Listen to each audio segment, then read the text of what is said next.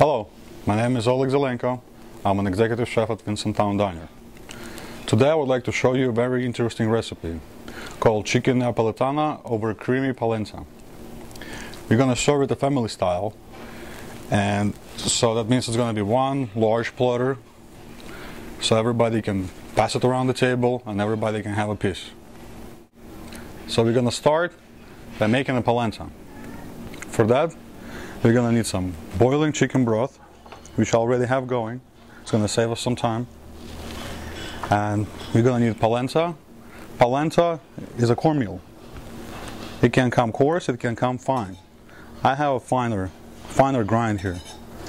So for the polenta, for the amount of polenta we're going to make, let's take a cup and a half of cornmeal and about 4 cups of boiling chicken broth, and just start adding the polenta right in the broth. Mix it thoroughly. Don't let it go. You don't want any lumps. You don't want it to burn. Also, it's gonna help if you use a thick bottom pan. That's really a key in applications like that. Turn the heat up a little bit and let it cook. You can already see it start getting thicker as it cooks. At this stage, I'm gonna add 1.5 cup of heavy cream right in there. It's gonna give us nice rich body. If you really watch your calories, you may skip that step. So just keep mixing it. The polenta cooks pretty quick, especially if it's a finer grind. It's gonna cook for about 5 to 7 minutes really. It's not gonna take long. As you can see, it gets nice creamy color, nice creamy consistency. Okay. Polenta will take a lot of salt. So don't be stingy with the salt. You gotta season your polenta, because cornmeal is really bland. If you don't put any extra flavor, it's gonna taste like nothing. So you keep mixing it. The thickness of the polenta depends on how much liquid you add to it. If you like your polenta runny, you can add just more liquid to it, no problem. I like my polenta a little stiff, especially if we're gonna serve a chicken over it, and I want to have some suspension. Okay, you can see polenta is nice and thick right now. I add some grated Romano cheese. That's gonna give us a nice flavor. Cooks really quick, but don't forget, you can't just put it on the back burner and leave. You really gotta make sure you stir it nicely and you control the process. I also have some fresh chopped Italian parsley. That's gonna give us a nice color. Okay. You see the majority of the liquid is cooked off, and the polenta gets a nice consistency. Just wanna give it a little try. Perfect. The finishing step, I add some white truffle oil, just to give us some essence. Don't go too much, you don't want to overpower. I can already smell it. Oh my god, so good. Alright, so our polenta is ready. I'm gonna leave it to rest, and we're gonna move to our chicken. So our chicken is 2 boneless and skinless cutlets. Let me get my trusty gloves. I like to use gloves when I work with poultry. How it keeps my hand extra clean. Okay, that's a nice trimmed chicken cutlets you can buy in any grocery store. Lay them just like so, and watch my knife. You're just gonna make slices like this. Just make thin. Doesn't have to be very thin, but to the best of your ability, really. Right on the angle. Slice your chicken. Just like that. Okay? That should be enough for us. Then we're gonna pound it. I show you a little trick of mine. When I pound the chicken or any kind of meat, I just get a regular bag, lay my chicken right in the bag. That way when I'm gonna pound it, nothing is gonna fly around. All my meat is gonna stay in one place. And it's really not only a health issue, not only a cleanness issue. So there you go, you have your chicken. Take your mallet to the flat side, just pound it out. Don't go too hard. The chicken is delicate. You don't want to break the meat, you just want to flatten the pieces out.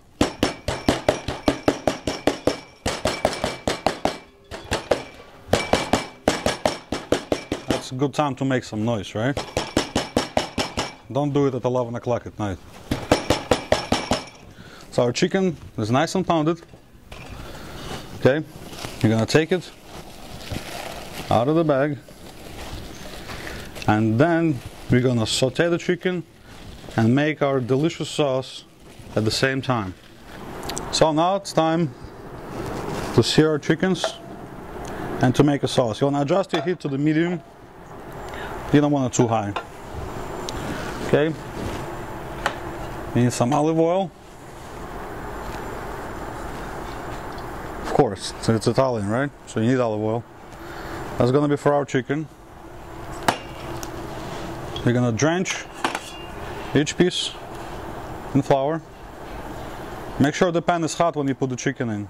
The good thing to know is to put a little piece on the bottom of the pan, and if you hear this noise, the pan is getting there. For my application, this is hot enough because I want chicken to be able to cook all the way through. I don't want it to burn on me right away. Okay? Just like so. Nice and easy. No need to rush. Just make sure you cover your chicken nicely in flour. Place them right in the pan.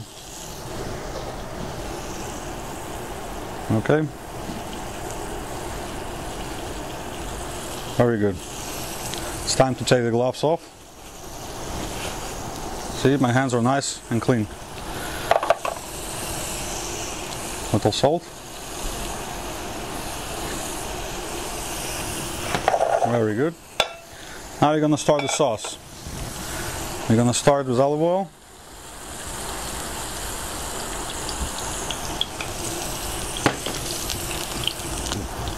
Fresh garlic. Okay.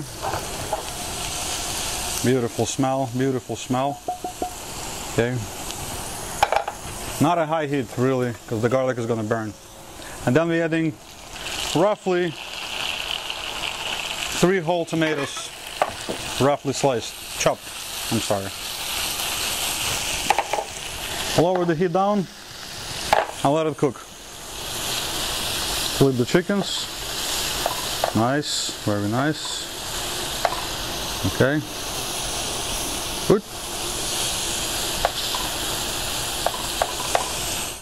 You see our chicken has a nice color. Put some freshly cracked black pepper. Give it a little touch. If the chicken is kicking back, that means it's cooked. If it's still soft, it needs more time. My chicken is there. So I'm gonna turn it off and it's gonna sit in the pan, wait for my tomatoes to come up. At this point I want to cook them down as much as possible. Tomato have plenty of water, so that water, that moisture I want to cook out. As you can see, our tomatoes are cooking down nicely. That's a very critical stage at this point. We're gonna add some white wine right in there. Not too much, around maybe half a cup. It's gonna give it a nice flavor to the sauce. Then every time you add alcohol to anything you cook, unless it's a cake or something, you gotta let the alcohol to evaporate. You gotta cook it down. That way you don't have this raw alcohol taste. Also add some Kalamata olives, just whole.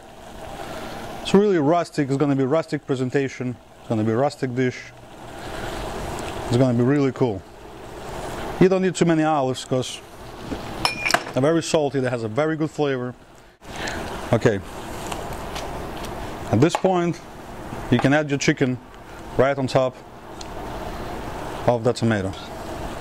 Right on top. That way the chicken is going to have enough time to absorb all the juices, all the flavorings, all the good stuff. Right in there. Some fresh black pepper is the must. Some fresh Italian parsley. Oh, looks wonderful, isn't it? So, our sauce is almost done. See how nice and thick it is? Very good. Let me just give it a little taste. You gotta taste what you cook, right? I think I need some salt. I said maybe no salt, maybe yes salt. You gotta taste. Okay, now it's time to add our spinach. Got some fresh baby spinach right here. Sprinkle it right on top. Okay. And work it right in the sauce. It's gonna wilt really fast on you. So don't be afraid. Okay, just a little more. Just like so, see? Okay, now we're gonna get our polenta. And we're gonna start serving. Okay.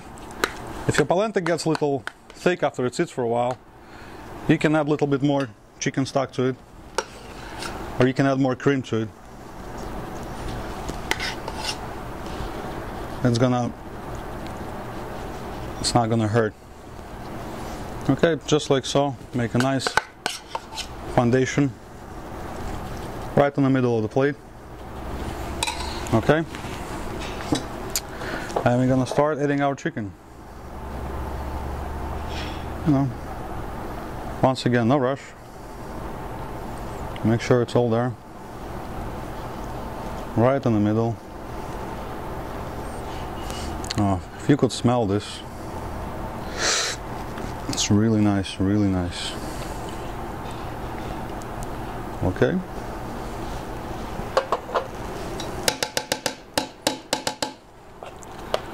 A little bit sauce on top. And some of the sauce around the edges. Just like so.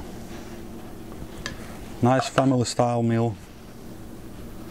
Nice dish to pass around. Really hearty. Tastes good. And it's easy to make. Voila. Some freshly grated Romano. Some fresh Italian parsley. And there you go. Very simple Italian dish. Chicken Napolitana over creamy polenta. You can do it anytime. It's nice and easy and it tastes good. Enjoy.